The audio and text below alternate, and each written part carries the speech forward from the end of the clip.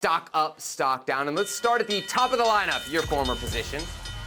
The number 9, Jesus Ferreira. We giving him a stock up or a stock down here on the eve of his hat trick? I mean, how can I give this guy a stock down? He just scored a hat trick in 54 minutes of play. Here's the thing with Jesus Ferreira. I don't believe he's a 9. I firmly believe somewhere in the front line as a double 10, a 10, or even a second forward would be his best position. And I say it again. I said it to you before on this very program. Jesus Ferreira is going to go to a top 10 league when he leaves for Europe for Major League Soccer, and he's going to score 10 goals, 10 assists, double-digit 10 goals, 10 assists in that league. He's that dangerous of a player. People may knock Jesus Ferreira for, well, look at the competition. Look who he scored against. Who do you think Landon Donovan played against? Who do you think Clint Dempsey played against? You all play against the same people, same teams in CONCACAF. That's not his problem. You can't deny the cold, hard numbers are there. You can't question the position of play.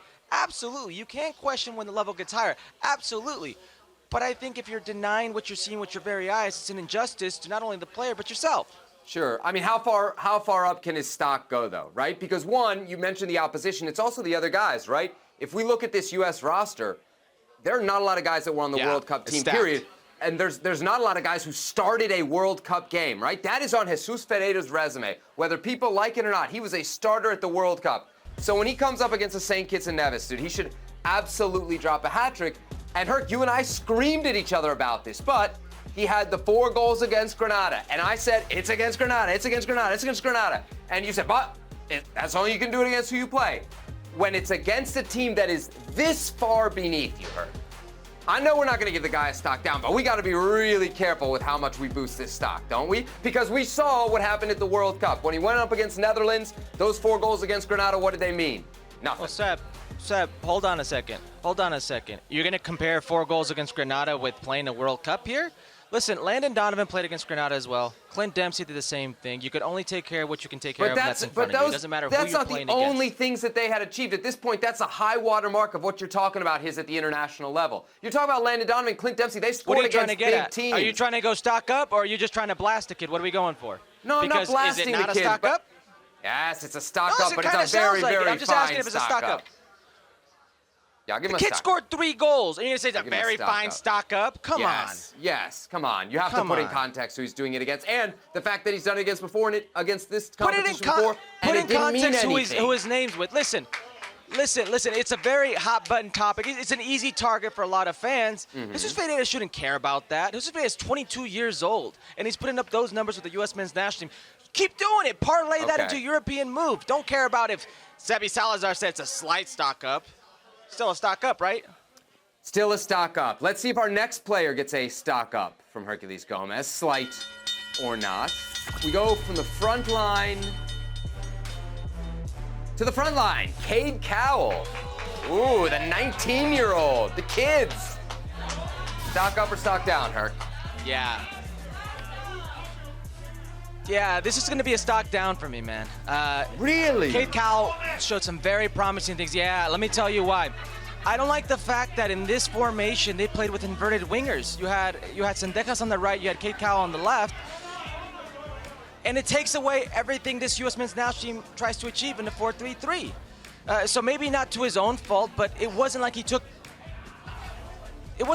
care of the chances he had. He had one in the first 5 minutes, came onto the left foot, couldn't finish. It's a situation where if you look at the players who had an opportunity, he didn't take advantage of it. Yeah, maybe not the same kind of bullyish physically performance that we saw at the U20 level. I think you might expect that. How would you compare him to Sendejas since they're kind of offset against each other?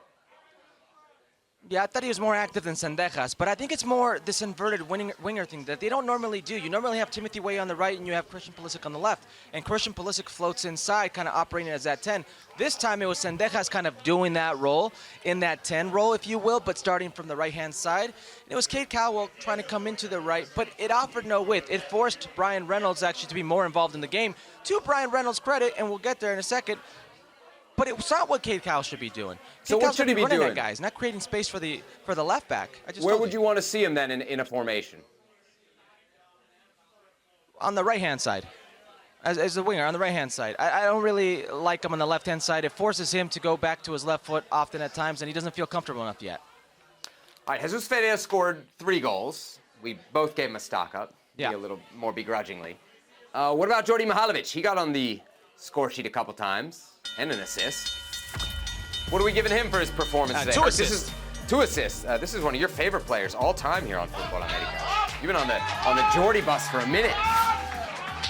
Yeah, Djordje Alexander Mihailovic. I am on that train. Listen, do you remember Djordje when he exploded onto the scene in Chicago Fire? He was like 18 years old. Yeah. The kid in the same season he explodes on, he was a big player for Chicago Fire, very promising player, has an ACL tear.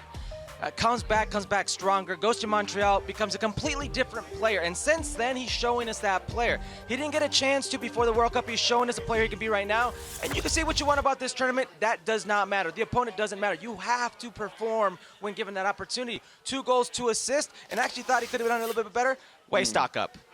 All right, where's his best path into realistic playing time with the A team? Because I do think a lot of the guys that you look at in this group on the Gold Cup are, at least in the short term, probably not realistic playing time for the senior A team. Mihailovic might, especially with what he's doing in Europe and potential growth next season. Where would he play, though? Midfield, attack? Where do you see him? Midfield. You can play him in that 8 spot. If you ever go double 10, that's where you can position. But the 8 spot, and listen, when we talk about that 8 spot, you've seen Weston McKennie there. You've seen Yunus Musa on the other side. When it's Tyler Adams who's deploying there as that 6, right?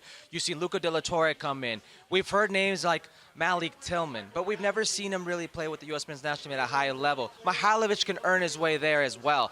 I firmly believe that, and especially playing at a big club like he's playing with the sharpening of the iron, that will be playing in the Eredivisie. I think he'll get better, and that's the spot for him if he wants to compete here, because that winger position is very difficult, and the U.S. doesn't really operate with a 10 or a double 10, so it's got to be that 8 position for him. Yeah, if they play in the 4-3-3, right? If they go 4-2-3-1, maybe he could be, I don't know, back up to Gio Reyna in that 10 that everybody seems to like so much. We shall see. All right, Djordje Mihailovic then gets a stock up, I think, from both of us for his performance tonight. Last up. Is this last up on stock up, stock down, or do we have one more? Jalen Neal. The kid. The real kid. In the center of defense, Herculez Gomez. What do you think? The kid is 19 years old. Let me just put that in perspective for a second. He's played a handful of games for the U.S. men's national team, and you couldn't tell from it. You couldn't tell that it's been a handful of games or 30 games. There was a play today where he stepped into the midfield and it had a ball-breaking or a line-breaking pass to Djordje Mihailovic that Djordje Mihailovic should have done better with. It was a 1v1 with the goalkeeper, didn't do well enough, but it's a center back playing a 1v1 line-breaking pass that you don't see from a 19-year-old center back. So I repeat, I think he's got a very high ceiling, stock up for him. Every time I see him, especially with the U.S. men's national team, I think he gets better.